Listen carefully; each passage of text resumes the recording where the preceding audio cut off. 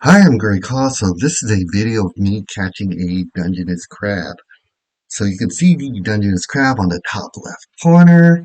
On the bottom right corner is a picture of my backpack hooked onto a rod holder, my rod holder. And on the center of my backpack, you can see my Ghost XL action camera, which has 9 hours of battery life, which is a lot more than I need. So, because I'll probably fish for 2, 3 hours max. In the center is my video. I cropped my video. So let me go ahead and play this video. I'll click on the play button. So I'm about to cast off into the vast ocean.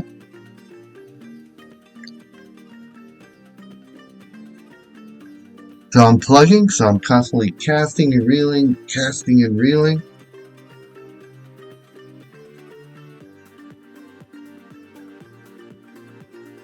So as I'm reeling, I'm about to get hooked up onto the Dungeness crab.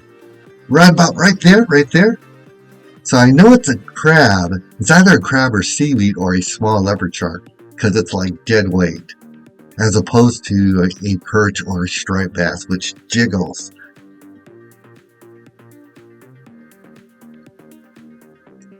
So I'm reeling, reeling, reeling. I'm about to pull out the crab or bring it into shore. So you can see the crab right now. So as I'm dragging it into shore, I'm pulling it. I am about to try and turn on my action camera on my neck mount. So I have an action camera on my neck mount so I can have a closer image or video. So as I turn on my camera, the crab digs itself into the wet sand. It buries itself into the wet sand. As you can see in the bottom right corner, you can see the crab and it's buried itself into the wet sand. So if I waited any longer, it would have been a lot more difficult to take the crab out. So here I'm trying to get the crab out. I'm digging into the sand, pulling the crab out from its back. So I'm finally successful. I'm able to get the crab out. Yes. So I'm going to pull my line to pull the crab over the shore, more toward the shore, and it breaks off. The hook breaks off, so I have to grab it with my hand. So I'm grabbing it so I can take pictures of it. So in this footage, I'm about to catch my second crab. So I know it's a crab this time because it has that same feeling as the first crab. So I'm reeling, reeling, reeling. And I know it's a crab because it's not jiggling like a perch or a striper. So you're about to see the crab right about now. See the crab right there. So I'm dragging it into shore. Notice I'm using a fish finder rig. So you see that white object below the tip of my rod. So that's a fish finder. You put a line through that with a long hook. And I'm using a round sinker as opposed to a pyramid sinker because I am plugging. I'm constantly casting and reeling. So you want a round sinker so it's easier to reel as opposed to a pyramid sinker, which I use on my bait fishing pole, which just sits there until I catch a fish. So you use a pyramid sinker if you want to anchor into the sand so it doesn't move until you catch a fish. But if I'm plugging, I want to use my round sinker so it's easier to reel. So I flip the Dungeness crab over so I can pull out the hook. I put my hand on top of it and pull out the hook. So this is a footage of me catching a perch. So I don't have my perch yet. I'm just reeling, reeling, reeling. I don't have my perch again. I'm just reeling. I see a surfer there. The surfer's about to fall into the water. So I'm still reeling. So I look to my right. I'm reeling. I'm about to get hooked onto the perch. Right about now. Right there, right there, right there. So the perch isn't very far from shore. Notice I reel just a bit.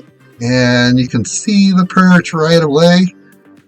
Or you can see the sinker right away. There's my fish finder rig. There's the perch. It's a nice yellow. Has a nice yellow to it. So there's my duffel bag. So I'm using a duffel bag because I have two poles. I have my big fishing pole and my plugging pole. So when I have two poles, I use my duffel bag with wheels. But if I have just one pole, my plugging pole, I'll just use my long backpack. So I'm putting it into the rod holder, my pole and rod holder. So it's really good to use duffel bag, especially I should have used it when I was in Avalon Canyon when I caught a 41-inch striped bass.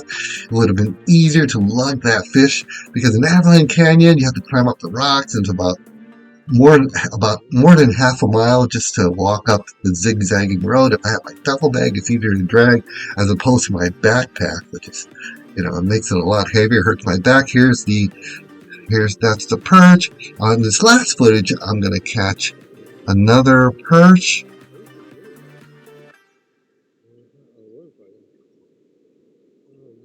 So I'm reeling.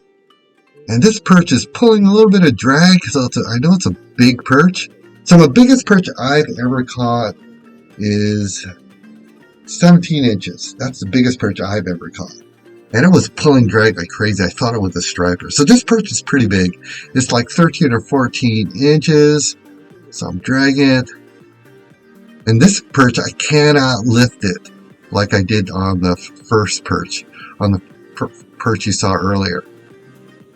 Yeah, so 17 inches is my personal best. For striped bass, my personal best is 41 inches and 17 inch for bar perch. So this is a bar perch. You can see the gulp sandworm right there.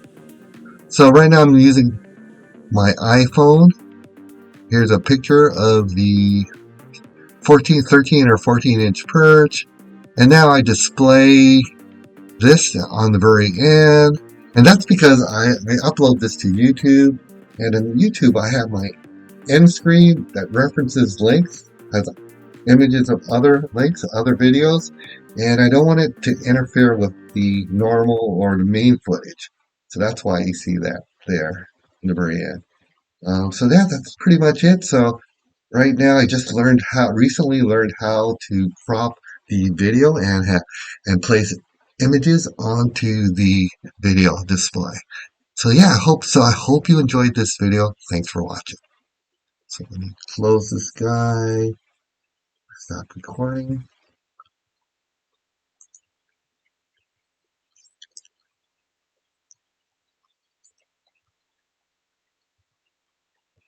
stop recording.